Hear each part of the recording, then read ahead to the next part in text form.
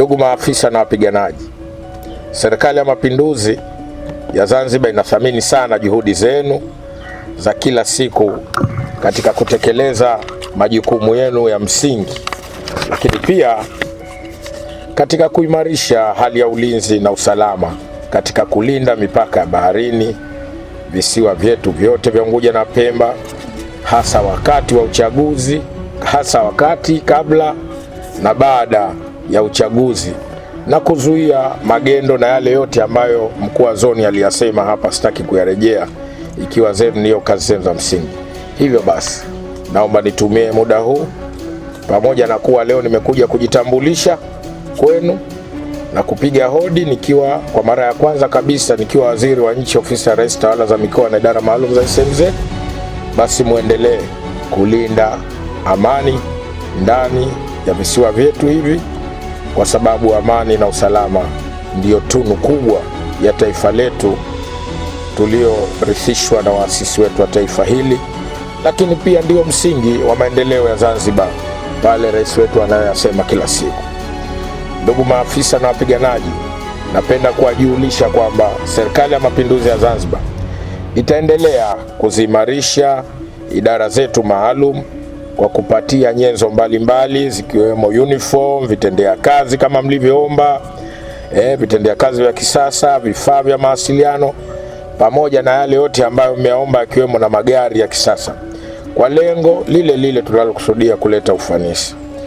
la serikali, kuona na wapiganaji wetu nao wa idara maalum mnafanya kazi katika mazingira salama na utulivu na yenye kuridhisha.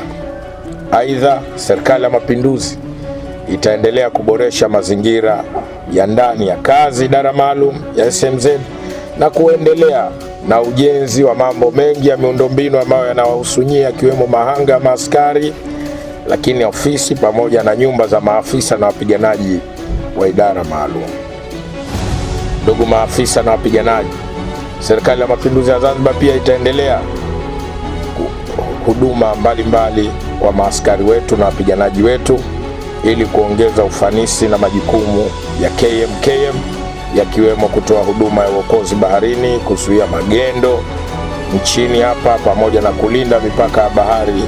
kwa kushirikiana na Jeshi la Wananchi wa Tanzania na vyombo vingine kama vile ambavyo Kamanda Msingiri amesema hapa. Ndugu maafisa na wapiganaji, ni ukweli usiopingika kuwa msingi wa jeshi lolote duniani unajengwa na nidhamu, utii, ujasiri, usiri na mashirikiano. Hivyo na mimi nisisitize, nikiamini yale maneno ya Kamanda Msingiri ambayo ameyasema, kuendelea kudumisha nidhamu na utiifu kwa serikali, na niwatake maafisa na wapiganaji wote kama jeshi kuwa mfano wa kuigwa katika suala zima la nidhamu, lakini pia kusimamia nidhamu ya wapiganaji wengine wadogo walio chini yao.